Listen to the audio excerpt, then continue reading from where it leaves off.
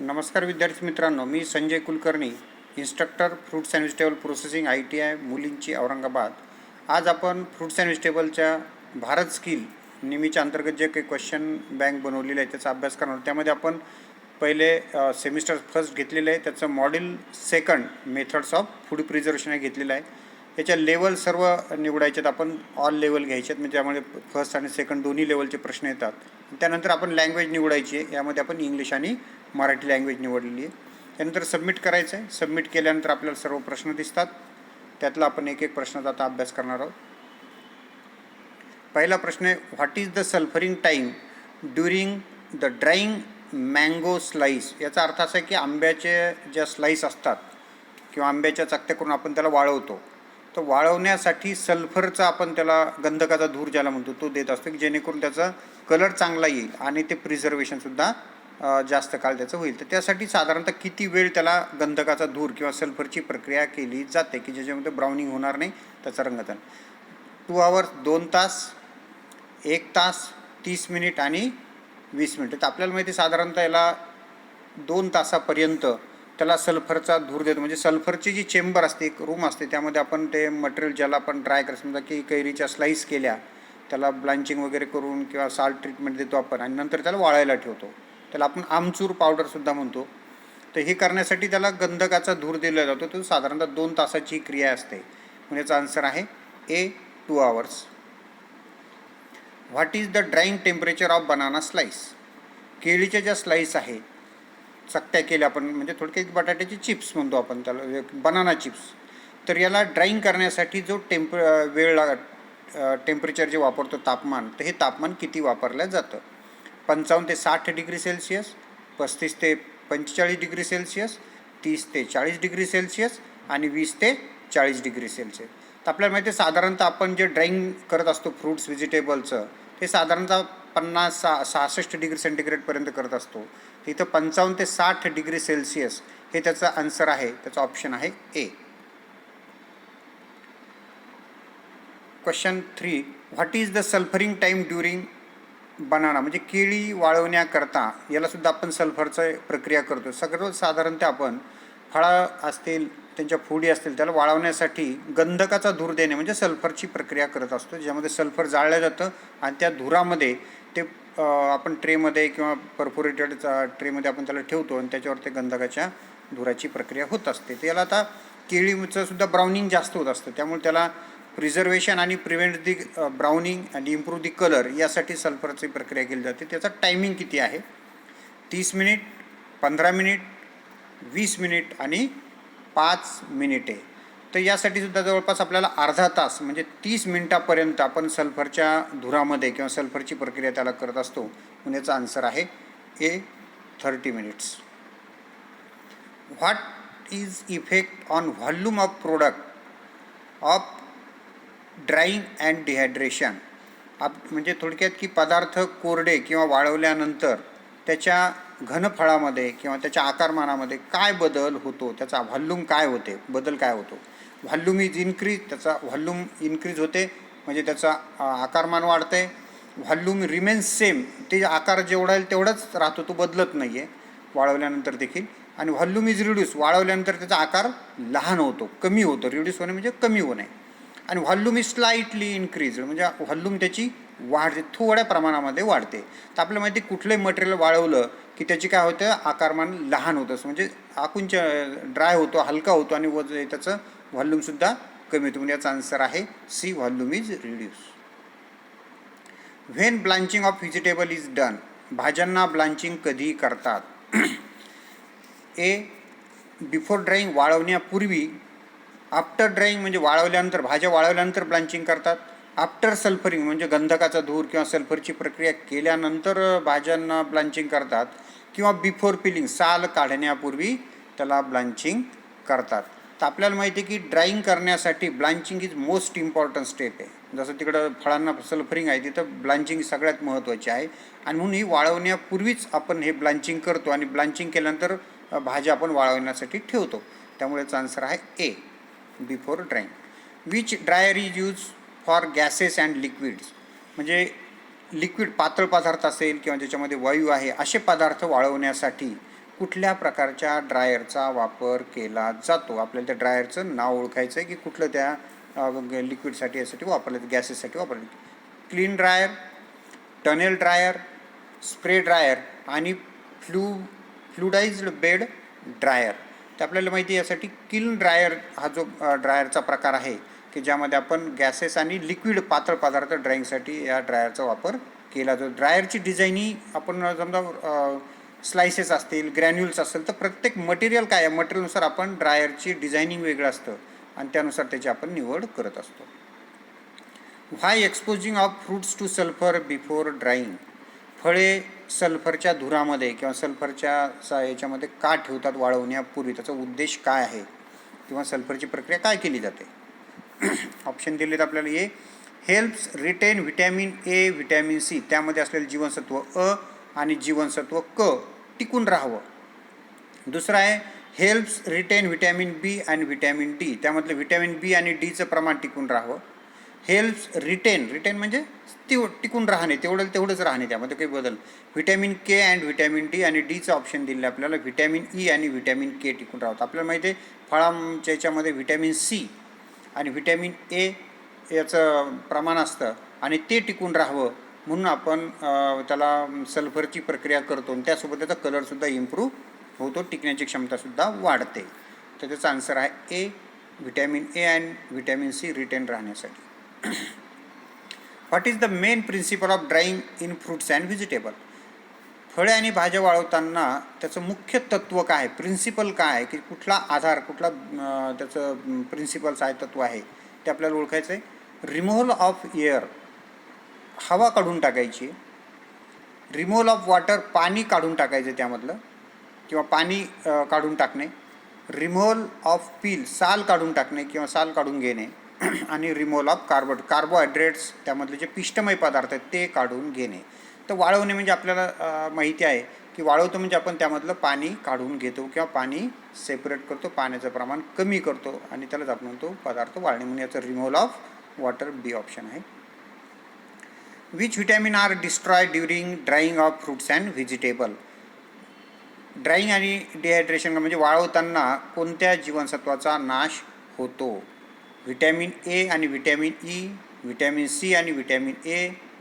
तिसरा पर्याय दिला व्हिटॅमिन के आणि व्हिटॅमिन डी लॉस होतो आणि व्हिटॅमिन ई आणि व्हिटॅमिन डीचा लॉस होतो. आपल्याला माहिती आहे की याचासुद्धा आन्सर व्हिटॅमिन सी आणि व्हिटॅमिन एचा लॉस होत असतो साधारणतः ड्राईंग हे करत असताना, म्हणून याचा ऑप्शन आहे B. What is the advantages of dehydration over sun drying. आपल्याला माहिती आहे की अन्नपदार्थ वाळवण्याच्या दोन पद्धती, एक सूर्यप्रकाशामध्ये वाळवून त्याला आपण म्हणतो सन ड्राईंग आणि मेकॅनिकल डिहायड्रेशन म्हणजे यंत्राच्या साहाय्याने आपण फळेभाज्या वाळवत असतो. तर यापैकी सन ड्राईंगच्या तुलनेमध्ये डिहायड्रेशनचे फायदे काय आहेत ते आपल्याला ओळखायचे आहे. Dehydration requires more floor, dehydration करण्यासाठी जागा जास्त लागते. डिहायड्रेशन नॉट रोप प्रोसेस, डिहायड्रेशनमुळे रॅपिड प्रोसेस पाहिजे त्याला म्हणतात की जलद होत नाही आहे, त्याच्यामध्ये हळूनेवर पण होते. डिहायड्रेशन रिक्वायर लेस फ्लोअर, डिहायड्रेशनसाठी जागा कमी लागते. आणि dehydration is not possible in cloudy water weather म्हणजे क्लाउडी म्हणजे की ढगाळ वातावरणामध्ये आपल्याला डिहायड्रेशन करता येत नाहीत. आपल्याला प्रश्न काय विचारले की व्हॉट इज द ॲडव्हान्टेजेस, म्हणजे डिहायड्रेशनचा फायदा विचारलेला आहे आणि त्यामुळे याचा आन्सर आहे सी की डिहायड्रेशनला जागा कमी लागते. बाकीचे तर ढगाळ वातावरणामध्ये आपल्याला करता येतं, ती काही फास्ट प्रोसेस आहे आणि डिहायड्रेशनला जागा जास्त लागत नाही, कमी जागलं, त्यामुळे ए, बी आणि डी ऑप्शन आहे, त्याचा ऑप्शन आहे सी, कमी आहे. कारण ड्रायर छोट्या जागेमध्ये बसतं आणि त्याच्यात आपण मटेरियल ड्राईंग करू शकतो. How much weight is reduce during drying of fruits and vegetables to its original. म्हणजे याचा अर्थ असा आहे की फळे भाज्यांचं जेवढं मूळ वजन असतं आपण वाळवताना ठेवताना, वाळवल्यानंतर त्याचं वजन कमी होतं, तर साधारणतः किती टक्क्यापर्यंत, किती रेशो त्याचा कमी होतो किंवा त्याचं वजन किती प्रमाणे घटतं हे आपल्याला ओळखायचं आहे. अर्धा ते म्हणजे 1.2 टू 1/3 त्याचं ऑप्शन पहिलं आहे. 1/3 टू 3/4, 1/4 टू 1/9 आणि 3/4 टू 1/2 म्हणजे 1/2 म्हणजे अर्ध असं म्हणता येईल आपल्याला. त्याचं तर आपल्याला माहिती आहे साधारणतः फळं असतील तर साधारणतः 25% आपल्याला त्याचं यील्ड मिळते. समजा द्राक्ष असेल तर 1 किलो द्राक्षापासून आपल्याला 250 ग्रॅम मिळतं, म्हणजे 1/4 म्हणता येईल काहीला, की 1/4 to 1/9 या रेंजमध्ये आपल्याला कळतं. पालेभाज्या वगैरे असेल तर त्यापासून प्रोडक्ट फार कमी मिळतो, कारण त्याचे पाणी जास्त आहे, सॉलिड्स कमी आहे, आणि ज्याचा ब्रिक जास्त आहे, शुगरचं कंटेंट जास्त आहे, त्याचं प्रमाण आपल्याला जास्त मिळतं. मॅक्झिमम आपल्याला 1/4 म्हणजे 1 किलोपासून 250 ग्रॅमच्या आसपास वाळवलेली फळं मिळतात. त्यामुळे याचं पर्याय ऑप्शन दिलं आहे 1/4 to 1/9. What is the relationship between moisture content and temperature during drawing process? म्हणजे की वाळवण्याच्या प्रक्रियेमध्ये आर्द्रता आणि तापमानाचा काय संबंध असतो, म्हणजे रिलेटिव्ह ह्युमिडिटी आणि टेम्परेचर याचे काय रिलेशन आहे पाण्याचं प्रमाण त्याच्यामध्ये, की बायोलॉजिकल रिलेशन आहे, सायकोमेट्रिक रिलेशन आहे, किंवा रासायनिक केमिकल रिलेशन आहे, आणि बायोमेट्रिक रिलेशन. तर आपल्याला माहिती की यामध्ये जे वाळवतो पदार्थ आपलं, तर त्यावेळेस त्याचं हे सायकोमेट्रिक रिलेशन असतात, त्यामुळे त्याचा ऑप्शन आहे B. Which method is the quick removal of moisture from fruits and vegetable? म्हणजे फळे भाज्यातील पाण्याचं प्रमाण लवकर फास्ट रिलीज करणे किंवा लवकर वाळवण्यासाठी कोणती पद्धत खालील प्रकारची सुटेबल आहे, की ज्यामध्ये फास्ट ड्राईंग होतं, पाण्याचं प्रमाण लवकर रिमूव्ह केलं जाऊ शकतं? सन ड्राईंग, सूर्यप्रकाशामध्ये वाळवणे, बी शेड ड्राईंग म्हणजे सावलीमध्ये वाळवणे, डिहायड्रेटर म्हणजे यंत्राच्या साहाय्याने वाळवणे, आणि सोलर ड्राईंग, सोलर ड्रायर जे असतात, सूर्यप्रकाशावर चालणारे जे ड्रायर्स आहेत त्याच्या साहाय्याने. तर आपल्याला माहिती की डिहायड्रेटर म्हणजे यंत्रिक म्हणजे ट्रे ड्रायर आहे, ड्रम ड्रायर आहे, स्प्रे ड्रायर, हे जे काही डिहायड्रेटर आहेत, यंत्र आहेत, यंत्राच्या साहाय्याने जर आपण वाळवलं तर त्यामध्ये आपण सगळ्या बाबीवर कंट्रोल ठेवू शकतो, तापमान, आर्द्रता, एअर, टाईम, टेम्परेचर सगळं, आणि त्यामुळे ते डिहायड्रेटर हे आन्सर आहे C. Which method is the slowest removal of moisture from fruits and vegetable? खालीलपैकी कोणती हळुवार पद्धती की ज्याच्यामध्ये हळुवारपणे पदार्थ वाळवला जातो, किंवा पाणी जे इव्हॅपोरेशन होतं, वाळ निघून जातं, हे खूप स्लोली जातं? टनेल ड्रायर, डिहायड्रेटर म्हणजे यांत्रिक पद्धतीने कुठल्या प्रकारचं ड्रायर, हॉट एअर ओव्हनमध्ये, किंवा ड्राईंग? तर नुसतं इथं शेवटचं डी ऑप्शन जे आहे तर ड्राईंगच्या ऐवजीला सन ड्राईंग म्हणा, म्हणजे सूर्यप्रकाशामध्ये वाळवण्याला जनरली ड्राईंग हा कॉमन शब्द वापरला जातो. जनरली इथं सन ड्राईंग अपेक्षित होतं, पण ड्राईंग लिहा त्याच्यात, कारण वरचे तिन्ही ड्रायरचे प्रकार आहेत, मेकॅनिकल डिहायड्रेशन आणि सन ड्राईंग हे सन ड्राईंग आहे, म्हणजे नॅचरल मेथड. सूर्यप्रकाशामध्ये पदार्थ हळूवार, कारण आपलं तापमानावर आपलं नियंत्रण नसतं, तापमान जास्त वाढू शकत नाही, आणि त्यामुळे इथे पदार्थ वाळायला थोडासा वेळ जास्त लागतो. पुढचा क्वेश्चन आहे, which process moisture is remove bye artificial heat under control condition of temperature, humidity and air flow? अशी कोणती वाळवण्याची प्रक्रिया आहे की ज्यामध्ये पाण्याचं रिमूव्ह जे करतो आपण पदार्थातलं, आणि त्याचं वर नियंत्रण असतं? कशावर नियंत्रण असतं, की तापमान, आर्द्रता, आणि त्यामध्ये असलेला हवेचा जो फ्लो आहे, रेट ऑफ एअर फ्लोचा जो काही त्याचा वेग आहे, ह्या सगळ्या बाबतीवर आपल्याला नियंत्रण ठेवता येतं, आणि मग पदार्थ आपण त्यामध्ये वाळवतो. अशा पद्धतीला काय म्हणायचं, काय म्हणतात त्याला, की जिथं आपण कंट्रोल सगळ्या बाबीवर आपलं नियंत्रण असतं? डिहायड्रेशन म्हणजे यंत्रासाहाय्याने वाळवणे, सन ड्राईंग सूर्यप्रकाशामध्ये वाळवणे, सोलर ड्रायर म्हणजे सौर ऊर्जेच्या साहाय्याने आपण वाळवतो, आणि ड्राईंग म्हणजे सन ड्राईंग इथं गृहीत धरायचं आपल्याला. तर आपल्याला माहिती की आपण यंत्रामध्ये सगळ्या गोष्टीवर नियंत्रण ठेवता येतं, तापमान, आर्द्रता, किंवा याचा रेट ऑफ फ्लो एअरचा, म्हणून याचा आन्सर आहे ए डिहायड्रेशन, म्हणजे यंत्रामध्ये आपण ह्या सगळ्या बाबीवर नियंत्रण ठेवूनच वाळवू शकतो. Option A. What is the initial temperature of the dehydrator? डिहायड्रेटरमधलं इनिशियल टेम्परेचर म्हणजे बेसिक किती तापमान त्यामध्ये असतं, की आपण त्यापेक्षा मग जास्तीत जास्त किती टेम्परेचर त्यामध्ये सेट करू शकतो? तर इनिशियल मिनिमम टेम्परेचर साधारणतः किती सेटिंग त्यामध्ये असते? 70 degree Celsius, 62 degree Celsius, 56 degree Celsius, आणि 43 डिग्री सेल्सिअस. तर आपल्याला माहिती आहे की साधारणतः आपण जे पदार्थ वाळवतो तर आपल्याला 40च्या वर टेम्परेचर झालं तर मटेरियल आपलं चांगल्या पद्धतीनं वाळतं, आणि म्हणून तिथं साधारणतः 43 डिग्री सेल्सिअस ही मिनिमम टेम्परेचर ड्रायरमध्ये सेट करण्याची व्यवस्था असते. तिथून पुढे मग आपण 60, 70, 100, 110, 120 जसं आपली रिक्वायरमेंट आहे त्याप्रमाणे आपण टेम्परेचर त्यामध्ये सेट करू शकतो, पण इनिशियल टेम्परेचर हे 43 डिग्री सेल्सिअस म्हणून याचा ऑप्शन आहे D. What is the meaning of term drawing in fruits and vegetable? म्हणजे फळे भाज्यांच्या बाबतीत ड्राईंगचा अर्थ काय आहे? ड्राईंग म्हणजे नेमकं काय आहे? रिमूव्हल ऑफ वॉटर, पाणी काढून टाकणे. रिमूव्हल ऑफ एअर, हवा काढून टाकणे. रिमूव्हल ऑफ कलर, रंग काढून टाकणे. आणि रिमूव्हल ऑफ पील, साल काढून टाकणे. आपल्याला माहिती आहे वाळवणे म्हणजे काय काढून टाकतो आपण? त्यातलं पाणी काढून टाकतो. असं म्हणजे ऑप्शन आहे ए.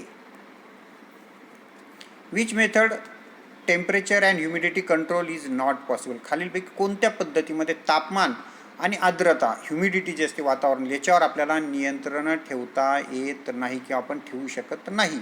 ते कोणती पद्धती शोधायची आपल्याला?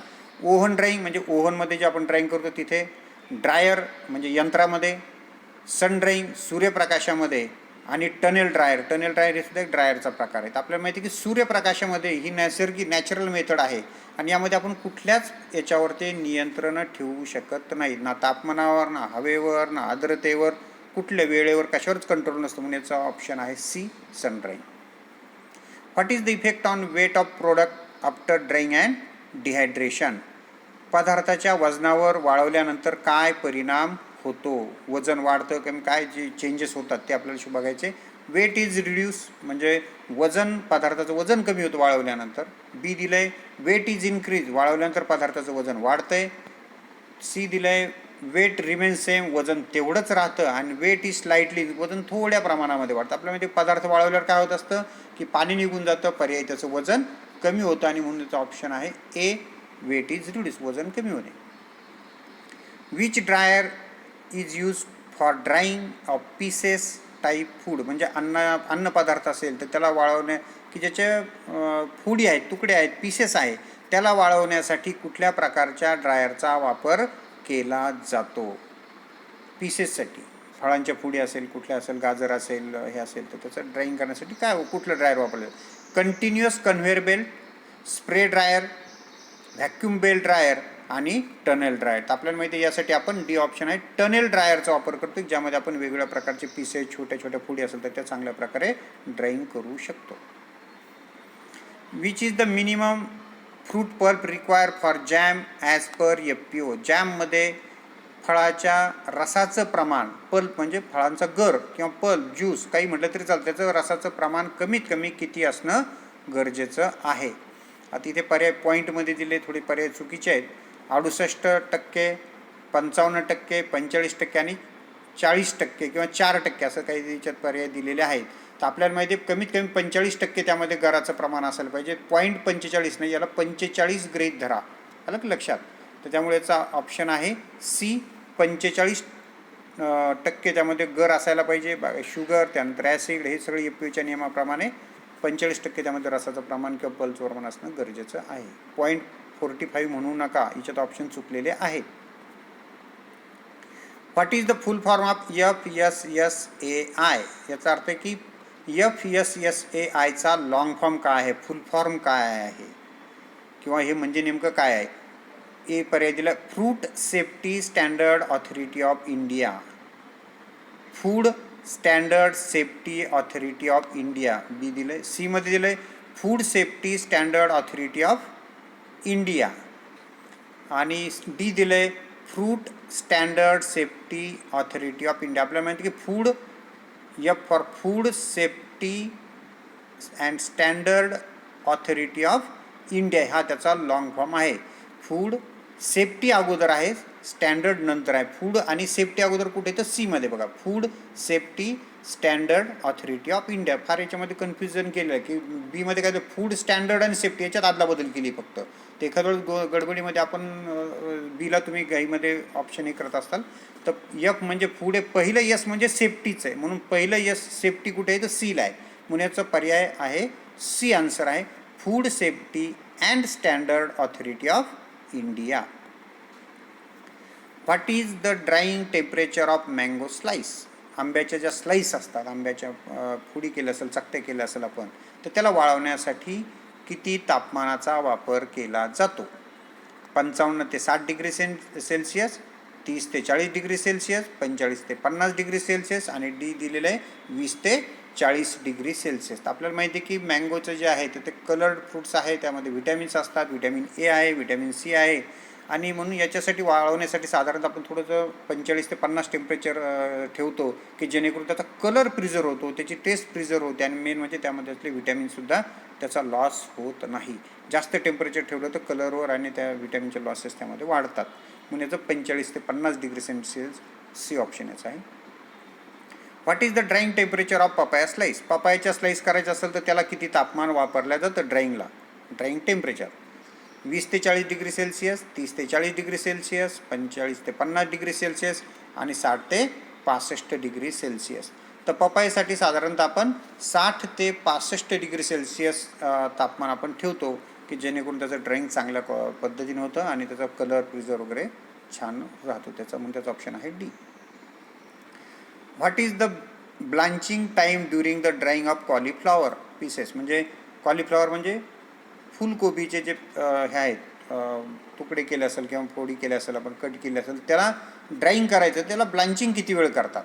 8 ते 10 मिनिटे, 6 ते 8 मिनिटे, 4 ते 5 मिनिटे आणि 2 ते 3 मिनिटे. आपल्याला माहिती ब्लांचिंग म्हणजे काय की आपण साधारण 70-80 डिग्री सेंटीग्रेड तापमानाच्या पाण्यामध्ये 4 ते 5 मिनिटं आपण फळे भाज्या बुडवतो आणि त्यालाच आपण ब्लांचिंगमध्ये डेफिनेशनमध्येच आपण बघितलेलं आहे. तर यासाठी सुद्धा लागणारा जो टाईम आहे हा 4 ते 5 मिनिटं आपण त्या पाण्यामध्ये डिप करतो. त्यामुळे त्यामध्ये असलेली अनडिझायरेबल एन्झाईमचा नाश होतो, कलर चांगला येतो, प्रिझर्वेशनची ही होते, एअर स्पेस निघून जातो, असे त्याचे बेनिफिट आहे. म्हणून आपण ब्लांचिंग करत असतो. तर साधारण त्याचं 4 ते 5 मिनिटं लागतात. Option C. What is the drying temperature of cauliflower pieces? म्हणजे आता इथे पत्ताकोबीचं विचारलं की पत्ताकोबीला जर ड्राईंग करायचं असेल तर त्याला ब्लांचिंग करतो, त्याला किती तापमान वापरायचं आहे? 55 ते 60 डिग्री सेल्सिअस, 30 ते 40 डिग्री सेल्सिअस, 20 ते 40 आणि 15 ते 35. तर आपल्याला माहिती आहे की टेम्परेचर आपण थोडंसं गरम ठेवत असतो, म्हणजे 55 ते 60 दिलेलं आहे. त्याचा ऑप्शन आहे ए. 55 ते 60 डिग्री सेल्सिअस टेम्परेचरला आपण 3 ते 4 मिनटं किंवा 5 मिनटापर्यंत आपण त्याला ब्लांचिंग करतो. Option A. What is the drying temperature of green peas? Green peas म्हणजे हिरवी वटाणे, हिरवी मटर ज्याला म्हणतो आपण. हिरवी मटर वाळवण्याकरता किती तापमान लागतं, किती तापमानावर त्याला वाळवतात? पर्याय दिले आपल्याला. ए 60 ते 65 डिग्री सेल्सिअस, बी 30 ते 40 डिग्री सेल्सिअस, सी 20 ते 40 डिग्री सेल्सिअस आणि डी दिले 15 ते 35 डिग्री सेल्सिअस. तर आपल्यामध्ये साधारणतः 60-65 डिग्री सेंटीग्रेड, 66 डिग्री सेंटीग्रेड हे आयडियल टेम्परेचर फॉर ड्राईंग आणि म्हणून याचा ऑप्शन आहे ए 60 ते 65 degree Celsius. What is the blanching time during the drying of carrot? गाजर वाळवण्यासाठी किती वेळ त्याला वाळवतात, वेळ किती लागू शकतो हे आपल्याला विचारलं इथे. 9 ते 10 मिनिटे, 6 ते 7 मिनिटे, 5 ते 8 मिनिटे आणि 2 ते 4 मिनिटे. तर गाजर जर वाळवायचं असेल तर त्याला ब्लांचिंग किती वेळ करायचं, आपण त्याचं टायमिंग काय, ब्लांचिंगचं टायमिंग विचारलेलं आपल्याला. तिथे 2 ते 4 मिनटं, साधारण 4-5 मिनटापर्यंत आपण ब्लांचिंग करत असतो. गाजरावर जर जास्त वेळ ब्लांचिंग केलं तर ते जास्त नरम पडतील आणि म्हणून त्याचा याच्यावर परिणाम होऊ शकतो, टेस्टवर आणि टेक्स्चरवर सुद्धा. म्हणून साधारणतः 2 ते 4 मिनटापर्यंत आपण त्याला ब्लांचिंग करतो. हाऊ टू 29 नंबरचा प्रश्न आहे. How to overcome the problem of crystallisation in jam? जॅममध्ये क्रिस्टलायझेशन होऊ नये म्हणून आपण काय करायला पाहिजे किंवा ते कसं टाळता येऊ शकतं? क्रिस्टलायझेशन म्हणजे काय की जॅममध्ये साखरेचे कण हळूहळू तयार होतात. जॅम तयार करून साठवल्यानंतर त्याला आपण म्हणतो क्रिस्टल फॉर्मेशन. साखरेचे बारीक बारीक खडे तयार होतात आणि त्याला म्हणतो आपण क्रिस्टलायझेशन ऑफ इन जॅम. तर हे होऊ नये म्हणून आपण त्याला काय करू शकतो, काय उपाय आहे त्यावर, तर ते आपल्याला बघायचं आहे, ओळखायचं आहे. By addition of corn syrup and glucose, की जॅममध्ये कॉर्न सिरप आणि ग्लुकोज टाका, त्यामुळे त्यामध्ये खडे तयार होणार नाही. By addition of pectin and citric acid, pectin आणि सायट्रिक ॲसिड टाकल्यामुळे त्यामध्ये खडे तयार होणार नाही. By addition of sodium carbonate मिसळलं त्यामध्ये किंवा टाकलं तर त्यामुळे जॅममध्ये क्रिस्टलायझेशन होणार नाही, खडे साखरे तयार होणार नाही. By addition of potassium metabisulphite, KMS टाकलं. आपल्यामध्ये KMS प्रिझर्वेटिव्ह वापरतो, सोडियम कार्बोनेटचा आन्सर नाही आहे, तर त्यामध्ये इन्व्हर्ट शुगर असणं गरजेचं आहे. इन्व्हर्ट शुगर ज्याला म्हणतो आपण की कॉर्न सिरप किंवा त्याला म्हणतो लिक्विड ग्लुकोज जे असतं आपलं की मक्यापासून बनवलेलं असतं, ते लिक्विड ग्लुकोज साधारणतः 20-25% आपण त्यामध्ये जर ॲड केलं तर त्याचं इन्व्हर्जन होत नाही. आपली जी ऊसाची जी साखर टाकलेली असते त्याला आपण म्हणतो सुक्रोज शुगर. ते सुक्रोज शुगरचं क्रिस्टलायझेशन नंतर होऊ शकतं आणि म्हणून त्या sucrose is converted into glucose and fructose sugar. आणि हे कधी होतं, सायट्रिक ॲसिड टाकून ज्यावेळेस आपण जॅम गरम करतो त्यावेळेस त्यामध्ये असलेलं सुक्रोजचं रूपांतर ग्लुकोज आणि फ्रुक्टोजमध्ये होतं आणि त्याला म्हणतो आपण इन्व्हर्जन होणे. पण इथे जर आपण इन्व्हर्ट शुगरचं ऑप्शन दिलं, इन्व्हर्ट शुगर जर आपण त्यामध्ये डायरेक्ट टाकली तर त्यामध्ये मग इन्व्हर्ट शुगरचं नॅचरलीच प्रमाण आपण टाकल्यामुळे त्याच्यात क्रिस्टलायझेशन होत नाही, आणि याचं ऑप्शन आहे corn syrup and glucose addition करणे ए. हाऊ टू जज the end point of jam. Jam तयार झाला हे कसं समजायचं आहे किंवा कसं ओळखायचं आहे? बाय शीट टेस्ट किंवा flake test, by pH test, pH तपासून, बाय अल्कोहोल टेस्ट, अल्कोहोलच्या साह्याने टेस्ट करून, आणि बाय ॲसिडिटी टेस्ट म्हणजे ॲसिड तपासून त्यामध्ये. तर आपल्याला माहिती आहे की pH मीटरनं आपण pH बघतो, अल्कोहोल टेस्ट आपण पेक्टिनचं प्रमाण किती आहे त्या आर्कातलं ते तपासण्यासाठी करतो, ॲसिडिटी आपण पदार्थात असलेलं ॲसिडचं प्रमाण चेक करायला करतो. आपल्या इथं जॅम तयार झाला कसा, तर यासाठी आपल्याला शीट टेस्ट किंवा फ्लॅक टेस्ट जे म्हणतो त्याला आपण यामध्ये की आपण चमच्याने त्याची ड्रॉप खाली टाकतो आणि त्यानुसार तो घट्ट ड्रॉप खाली पडला, वरच्या बाजूला रुंद आणि खालच्या बाजूला निमुळता असा ड्रॉप पडला एक एक, तर आपण म्हणतो तो जॅम तयार झाला, त्यालाच आपण म्हणतो शीट टेस्ट किंवा flake test. Option A. How to overcome the problem of surface graining and shrinkage in jam during storage. याचा अर्थ काय की श्रिंकेज, ग्रेनिंग, सरफेस ग्रेनिंग म्हणजे जॅमच्या वरच्या, समजा बॉटलमध्ये जॅम भरला पण तो वरच्या पृष्ठभागावर असे साखरेचे बारीक बारीक कण तयार होतात, तो आकसल्यासारखा होतो, कोरडा पडतो जॅम वरच्या बाजूला आणि श्रिंकेज होतो, म्हणजे असा टप बनल्यासारखं होतं, कडक आवरण तयार होतं. तर हे का होतं, हे कशामुळे होतं, हे आपल्याला शोधायचं आहे. हाऊ टू ओव्हरकम, आणि तो कसा ओव्हरकम करायचा आपण, ते होऊ नये म्हणून काय केलं. स्टोरिंग ॲट कूल प्लेस, की जॅम थंड ठिकाणी स्टोरेज करा. Storing at high temperature, jam गरम ठिकाणी किंवा जिथं तापमान जास्त अशा ठिकाणी स्टोरेज करा, म्हणजे ते ग्रेनिंग होणार नाही किंवा जॅम श्रिंकेज होणार नाही. स्टोअर ॲट 90 डिग्री सेल्सिअस, म्हणजे 90 डिग्री सेंटीग्रेड तापमान, किंवा शेवटचं दिले स्टोरिंग ॲट 72 डिग्री, म्हणजे की 72, 90 हे गरम तापमान, या तापमानामध्ये जॅम ठेवला तर आपण तो जॅम मेल्ट होईल, उलट तो जास्त वेळ टिकणार नाही, खराब होईल तो. म्हणून जॅम थंड ठिकाणी जर आपण ठेवला तर त्याचा जो वरचा सरफेस असतो जॅमचा त्यातलं इव्हॅपोरेशन होत नाही. ज्यावेळेस श्रिंकेज आणि ग्रेनिंग कधी होतं की जॅमच्या बॉटलच्या वर ज्यावेळेस वरचा सरफेस असतो त्यातलं जर मॉइश्चर कमी झालं, तो कोरडा पडला वातावरणाने, हवेने किंवा तापमानाने, तर मग तो वरचा ड्राय होतो, आणि ड्राय झाल्यामुळे त्यामध्ये असं श्रिंकेज होतं आणि त्यामध्ये सरफेस ग्रेनिंग ज्याला म्हणतो आपण, बारीक बारीक कण झाल्यासारखं आढळतं. म्हणून याचा ऑप्शन आहे थंड ठिकाणी साठवणे, ऑप्शन ए, पर्याय ए त्याचा आन्सर आहे. Why surface graining and shrinkage problem is occurring in during storage, की हे सरफेस ग्रेनिंग आत्ता सांगितल्याप्रमाणे सरफेस ग्रेनिंग का होतं जॅममध्ये वरच्या बाजूला सरफेस ग्रेनिंग का होतं, त्याचं कारण काय ते शोधायचं. त्या by low amount of sugar, त्यामध्ये साखर कमी असल्यामुळे ग्रेनिंग होतं आहे किंवा तो कडक बनतो वरच्या बाजूला. By low amount of pectin, त्यामध्ये पेक्टिन कमी असल्यामुळे तो वरच्या बाजूला तसा होतो आहे. किंवा बाय इव्हॅपोरेशन ऑफ मॉइश्चर, त्याच्यावर असलेलं जे पाणी असतं, मॉइश्चर, ओलसरपणा आहे त्या जॅमच्या वरच्या सरफेसचा, तो जर निघून गेला तर तिथं सरफेस ग्रेनिंग होऊ शकतं, मी आत्ता ते सांगितलं आहे. आणि by high amount of sugar, साखर जास्त आपल्याला माहिती आहे की त्या सरफेसवरचं पाण्याचं प्रमाण जर कमी झालं वातावरणाने, हाय टेम्परेचरमुळे किंवा हवेमुळे, तर तो जॅम वरच्या बाजूने कोरडा पडतो, श्रिंक होतो, आणि त्यालाच आपण म्हणतो सरफेस ग्रेनिंग. याचा ऑप्शन आहे C. How jam is prevented for microbial spoilage. Microbial spoilage होऊ नये जॅममध्ये म्हणून आपण काय करायला पाहिजे, कसा टाळता येऊ शकतो आपल्याला, त्याचे पर्याय दिले. बाय स्टोरिंग ॲट 98% ह्युमिडिटी, त्यातली आर्द्रता 98% पाहिजे. दुसरं दिलं आहे 95% ह्युमिडिटी पाहिजे, 92% ह्युमिडिटी पाहिजे, आणि 80%. आपल्याला माहिती आहे की ह्युमिडिटी 80% ह्युमिडिटीच्या जर आपण जॅम साठवला तर तो जास्त काळ चांगल्या स्थितीमध्ये टिकून राहतो, म्हणजेच त्यावर मायक्रोबियलचा ग्रोथ लवकर होत नाही, आणि म्हणून 80% ह्युमिडिटीला आपण जॅम स्टोरेजचा ऑप्शन आहे D. Which is responsible for spoilage in jam during storage.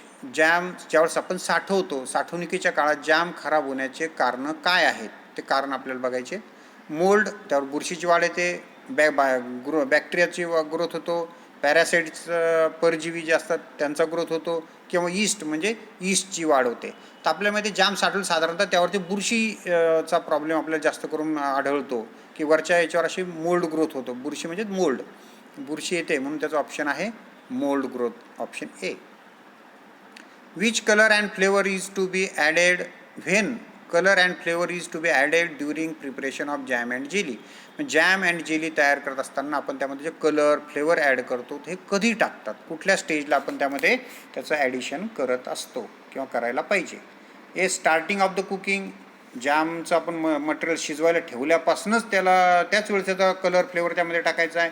End of cooking, शिजवण्याची प्रक्रिया संपल्यानंतर ॲड करायचं आहे. बिफोर कुकिंग, शिजवण्यापूर्वीच टाकायचं आहे. आणि ड्युरिंग पल्पिंग, गर काढताना पल्परमधून किंवा ज्यूस एक्स्ट्रॅक्टमधून ज्यावेळेस आपण रस काढतो त्यावेळेसच टाकायचं आहे. तर आपल्याला माहिती आहे की कलर फ्लेवर हे व्होलाटाईल इन नेचर असतात. व्होलाटाईल इन नेचर म्हणजे की त्याला गरम केलं तर त्याचा कलर फ्लेवर कमी होतो किंवा त्याचा जो फ्लेवर असतो तो इनॅक्टिवेट होऊन जातात त्याच्या.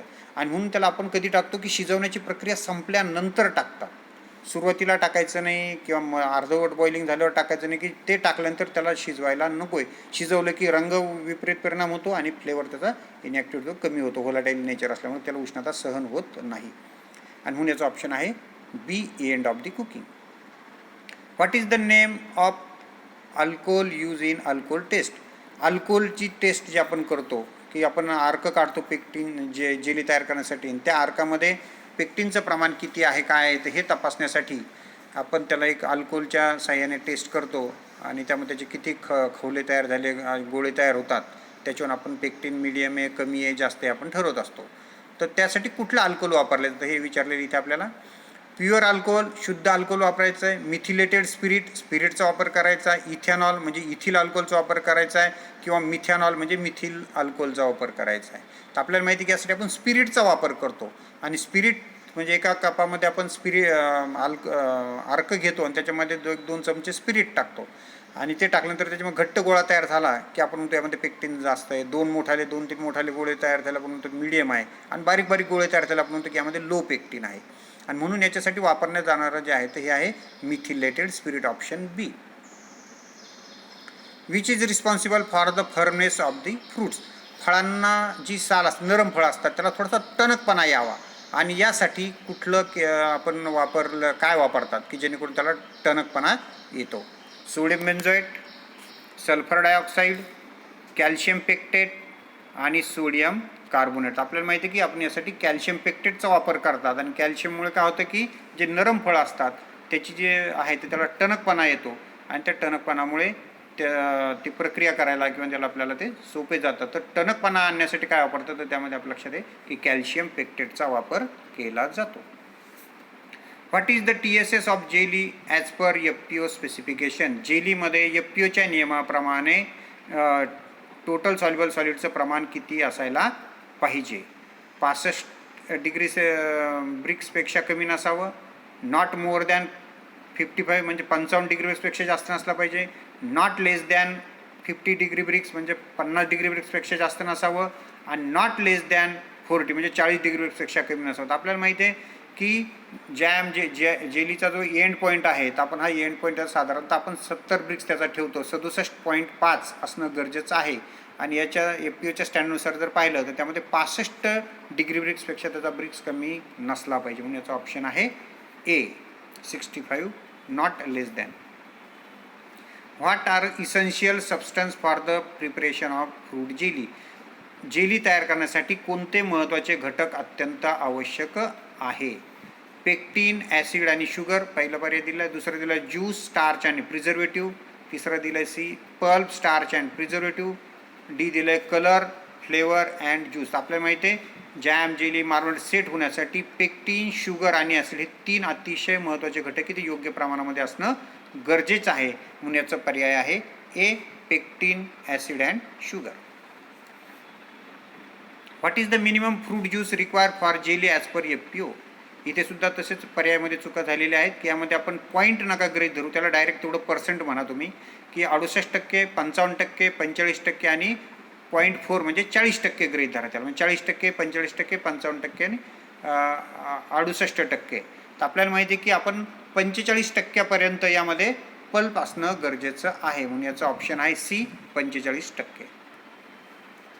Which enzyme is responsible for the water soluble protection present in fruit is converted into pectin during the ripening of the fruits? म्हणजे फळे पिकताना फळाला जो काही पाण्यात विद्राव्य होणारा, डिझॉल्व होणारा जो घटक आहे प्रोटोपेक्टिन, याचं रूपांतर पेक्टिनमध्ये होतं. आणि हे कोणत्या एन्झाईम्समुळे होते आपल्याला ओळखायचं आहे. प्रोटोपेक्टिनेज, परॉक्सिडेज, सी दिलं आहे कॅटलेज आणि पेक्टिक मिथिल इस्टिरेज. तर आपल्याला माहिती आहे की प्रोटोपेक्टिनेज हे जे एन्झाईम्स आहे हे त्यामध्ये रूपांतर पेक्टिनमध्ये करत होण्याचा ऑप्शन आहे A. What is determine in fruit juice by alcohol test. फळाच्या रसाचे जे अल्कोहोलच्या साहाय्याने कोणती टेस्ट काय तपासल्या जातं, अल्कोहोल टेस्टिंग जी करतो आपण त्याच्यामध्ये काय तपासल्या जातं. स्टार्च कंटेंट, स्पेलिंग चुकलेलं तिथं, स्टार्च पदार्थात असलेल्या किंवा रसामध्ये स्टारचं प्रमाण तपासलं जातं, त्या रसामध्ये असलेलं पेक्टिनचं प्रमाण तपासलं जातं. पेक्टिन कंटेंट, शुगर कंटेंट, साखरेचं प्रमाण, ॲसिड कंटेंट, ॲसिडचं प्रमाण. तर आपल्याला माहिती आहे की अल्कोहोलिक टेस्टनं आपण त्या अर्कातलं किंवा त्या रसातलं पेक्टिनचं प्रमाण तपासत असतो म्हणून याचा ऑप्शन आहे B. Which enzyme is responsible for over ripening in fruits. फळं पिकण्यासाठी एन्झाईम्स अत्यंत आवश्यक आहे आणि त्याच पद्धतीने फळ ओव्हर राईप जर फळं झाले तर ते फळं खराब होतात आणि ते खाण्याच्या लायकीचे राहत नाही, त्यामध्ये चेंजेस होतात. तर त्यासाठी सुद्धा कोणी कारणीभूत आहे तर एन्झाईम्स, म्हणजे दोन्ही प्रकारचे योग्य आणि अयोग्य, ज्यामध्ये डिझायरेबल आणि अनडिझायरेबल. तर हे कुठल्या एन्झाईम्समुळे फळे जे असतात की जे खराब होऊ शकतात, ओव्हर रायपनिंग होतं त्याच्यामध्ये. प्रोटोपेक्टिनेज, परॉक्सिडेज, पेक्टिक मिथिल इस्टिरेज आणि कॅटलेज. तर आपल्याला माहिती आहे की याचा आन्सर आहे सी, पेक्टिक मिथिल इस्टिरेज. या एन्झाईम्समुळे फळे जे आहेत की ओव्हर रायपनिंग होत असतात किंवा जास्त पिकतात आणि त्यामुळे ते खराब होऊ शकतात. Which category of fruit is use for jelly making. Jelly तयार करण्यासाठी कुठल्या प्रकारची, कुठल्या गुणवत्ता असलेली, काय गुणधर्म असलेली फळे वापरली जातात. ए, ओव्हर राईप फ्रूट, जास्त पिकलेली फळं. इमॅच्युअर फ्रूट्स, ज्याची वाढच झालेली नाही, अपरिपक्व असलेली फळं वापरले जातात. राईप फ्रूट्स म्हणजे पक्व फळं की ज्याचं पूर्णपणे व्यवस्थित छानपैकी पिकलेले आहेत अशी फळं. आणि अंडर राईप फ्रूट्स म्हणजे कच्ची फळं की जे पिकलेली नाहीत. आपल्याला माहिती की आपण यासाठी राईप पिकलेली फळे वापरले जातं की ज्यामुळे त्याचा कलर, फ्लेवर त्यामध्ये चांगला येतो. आणि ओव्हर राईप यासाठी वापरत नाही की त्यातलं पेक्टिनचा लॉस होतो. पिकलेल्या फळामध्ये पेक्टिन चांगलं असतं, जास्त पिकलेल्या फळामध्ये पेक्टिनचं प्रमाण कमी झालं असतं, म्हणून आपण राईप फ्रूट्स त्यासाठी वापरतो, option C. What is the full form of PPM. PPMचा फुल फॉर्म, लॉंग फॉर्म काय. PPM म्हणजे काय. Parts per million, parts per milligram, parts per material आणि पार्ट्स पर मॅग्नेशियम. तर आपल्याला म्हणजे प्रिझर्वेटिव्हचं प्रमाण आपण यामध्ये चेक करत असतो, त्याचं आहे parts per million, option A. PPMमध्ये आपण त्याची काउंटिंग करत असतो. What is the full form PPM. यानंतर आपल्याला पुढचा प्रश्न आहे.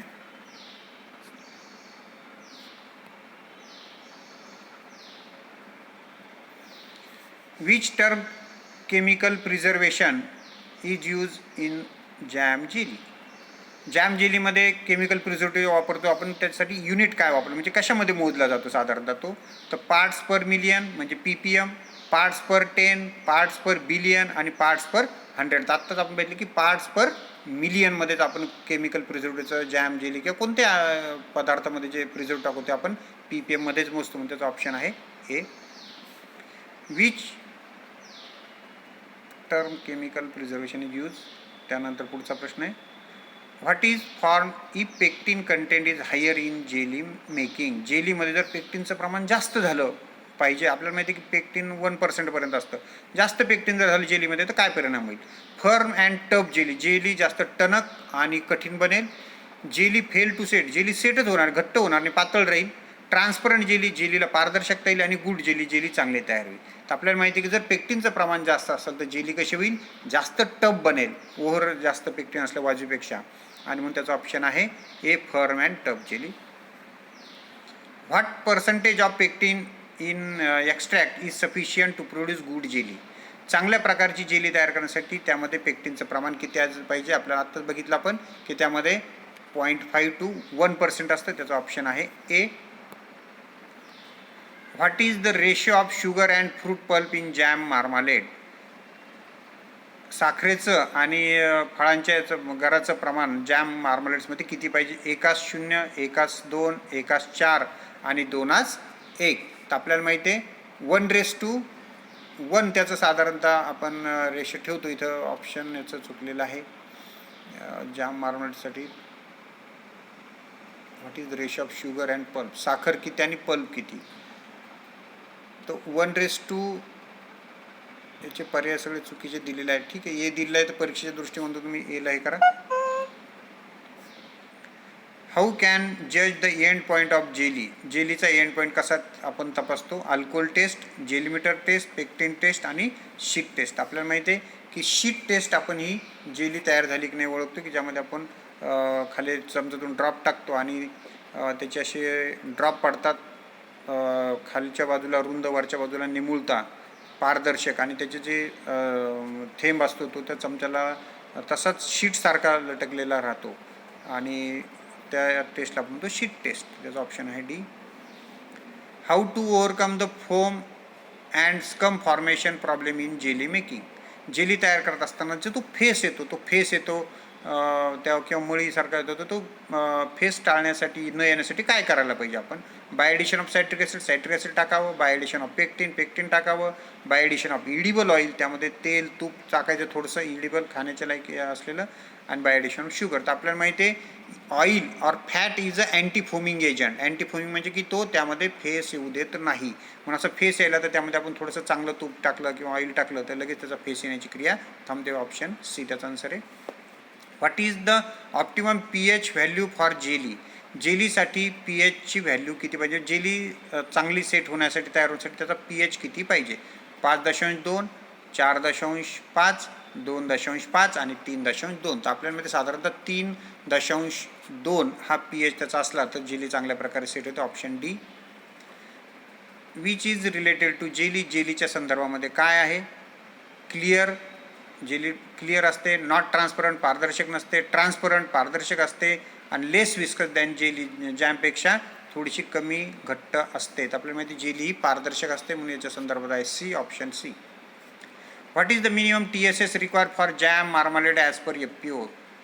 जॅम मार्मालेडमध्ये TSSचं प्रमाण किती पाहिजे? परत इथं चुका तशा सेम झालेल्या ऑप्शनमध्ये.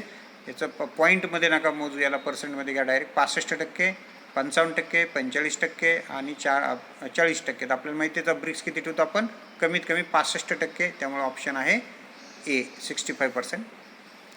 विच केमिकल यूज इन लाय पिलिंग. लाय पिलिंग करण्यासाठी कोणतं रासायनिक केमिकल्स आपण जे आहे तो खालचा वापर केला जातो? सोडियम हायड्रॉक्साईड, कॉस्टिक सोडा सोल्युशन, हायड्रोक्लोरिक ॲसिड आणि सल्फर. आपल्याला माहिती आहे की लाय पिलिंग म्हणजे आपण त्याचा वापर करण्यासाठी आपण कॉस्टिक सोड्याचं 1 ते 2% द्रावण तयार करतो आणि ते गरम करून त्यामध्ये फळे बुडवतो, की जेणेकरून त्याची जी पातळ साल आहे, घट्ट साल आहे ती निघण्यास मदत होते.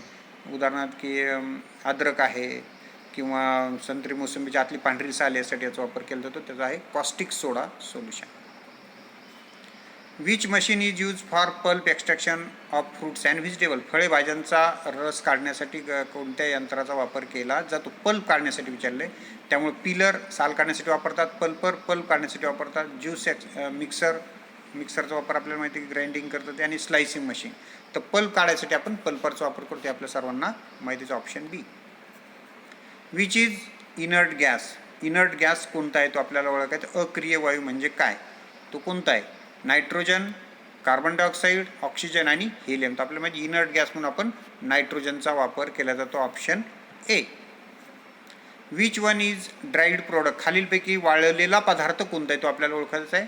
रेझिन्स म्हणजे ज्याला आपण मनुका म्हणतो, प्रिझर्व म्हणजे मुरब्बा, सॉस आणि केचप. तर यापैकी वाळलेलं कोणतं आहे? तर द्राक्षाला वाळून आपण मनुका तयार करतो, त्याला आपण रेझिन्स म्हणतो. म्हणजे आन्सर आहे A, raisins. What is the refrigeration temperature for storage of fruits and vegetable. फळे भाज्या स्टोरेज करण्यासाठी रेफ्रिजरेशन म्हणजे गोठवण्यासाठीचं जे टेम्परेचर आहे, रेफ्रिजरेशन म्हणजे फ्रीजमध्ये आपण जे ठेवतो साधारणतः रेफ्रिजरेशन कंडिशन, तर टेम्परेचर किती असतं साधारण तिथलं ते ओळखायचं आपल्याला. 10 degree Celsius, 4 degree Celsius, 18 degree Celsius आणि -18 डिग्री सेल्सिअस. तर आपल्याला माहिती आहे रेफ्रिजरेशन टेम्परेचर हे साधारणतः 4 डिग्री सेंटीग्रेडच्या आसपास असतं, 4-6 पर्यंत. होण्याचं option B, 4 degree Celsius. Which one is related to thermal processing. Thermal प्रोसेसिंगच्या संदर्भामध्ये खालीलपैकी काय आहे? कॅनिंग करणे, कूलिंग करणे, फ्रीजिंग करणे आणि रेफ्रिजरेशन. थर्मल प्रोसेसिंग म्हणजे उष्णता देण्याची क्रिया आहे, आणि तो उष्णता देण्याची क्रियामध्ये इथं फक्त एकच रिलेशन आहे, कॅनिंग. बाकीच्यामध्ये आपण तापमान कमी करत असतो. याचा ऑप्शन आहे कॅनिंग. कॅनिंगमध्ये आपण उष्णता देऊन पदार्थातल्या मायक्रोऑर्गॅनिझमचा नाश करतो आणि पदार्थ जास्त दिवस टिकवत असतो. Option A. Which technique of food preservation is use in ancient time, जुन्या काळामध्ये प्राचीन काळामध्ये अन्न संरक्षणासाठी कोणतं तंत्र वापरलं जायचं, कोणती पद्धत साधारणतः वापरली जायची. सनड्राईंग अँड साल्टिंग म्हणजे सूर्यप्रकाश वाळवणे आणि मीठ लावणे. फ्रीजिंग अँड रेफ्रिजरेशन गोठवणे आणि फ्रीजमध्ये ठेवणे, रेफ्रिजरेशन करणे. पाश्चरायझेशन आणि स्टरलायझेशन करणे. ब्लांचिंग आणि कॅनिंग. तर आपल्यामध्ये पुरातन काळापासूनची पद्धत चालू आहे ती की सूर्यप्रकाशामध्ये वाळवणे किंवा मीठ लावून खारवणे किंवा मीठ लावून ठेवणे ह्या जुन्या पद्धती आहे म्हणून याचा ऑप्शन आहे ए. तर इथे आपले फर्स्ट सेमिस्टरचं सेकंड मॉड्यूलचे 61 प्रश्न आपले संपलेले आहेत. या थोडंसं मॉड्यूल थोडं मोठं असल्याकारण याला वेळ थोडासा आपल्याला जास्त लागलेला आहे. सर्वांनी याचा चांगला अभ्यास करा वेळोवेळी. धन्यवाद.